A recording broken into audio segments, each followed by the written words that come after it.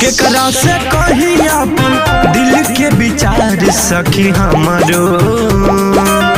केकरा से कही अपन दिल के विचार सखी हमारो। ए सखी हमारो मन जोगे मिलल ना भतार सखी हमारो। मन जोगे मिलल ना भतार सखी हमारो। मन जोगे मिलल ना भतार।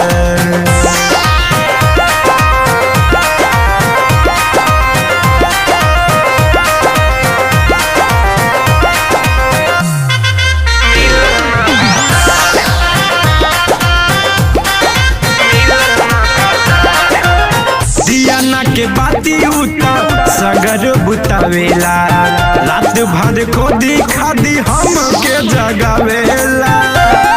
ए सखी दियाना के बाती उता सगर बुतावेला रात भर खोदी खादी हम के जगावेला हो। रात भर खोदी खादी हम के जगावेला। एक दिन बुझाइल जैसे लागे चोनिहार सखी हमारो। एक दिन बुझाइल जैसे लागे चोनिहार सखी हमारो। ए सखी हमारो मन जोगे मिलल ना भतार सखी हमारो। मन जोगे मिलल ना भतार सखी हमारो। मन जोगे मिलल ना भतार।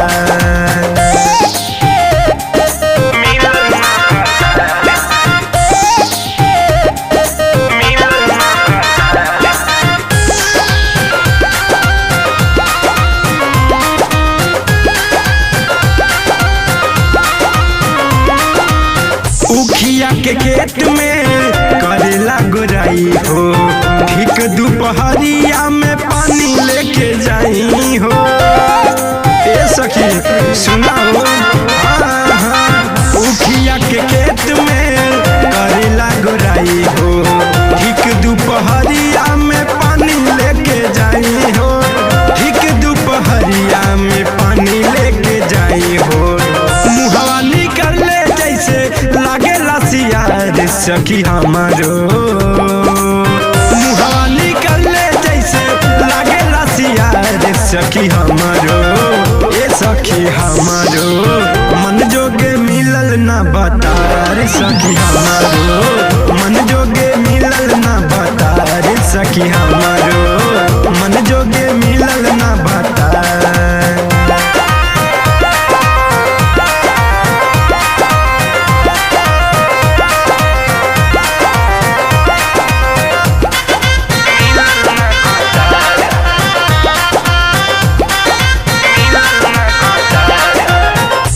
हर बदनिया हम चीज बाटे ठोकावा। हमारो बलम हमें कोई लाख झोंकावा। ए सखी सुना। गोरा हर बदनिया हम चीज बाटी ठोकावा। हमारो बलम हमें कोई लाख झोंकावा हो। हमारो बलम होए कोई लाख झोंकावा। ओकरा से निमन हमें यार सखी हमारो। ओकरा से निमन हवे से हम यार सखी हमारो।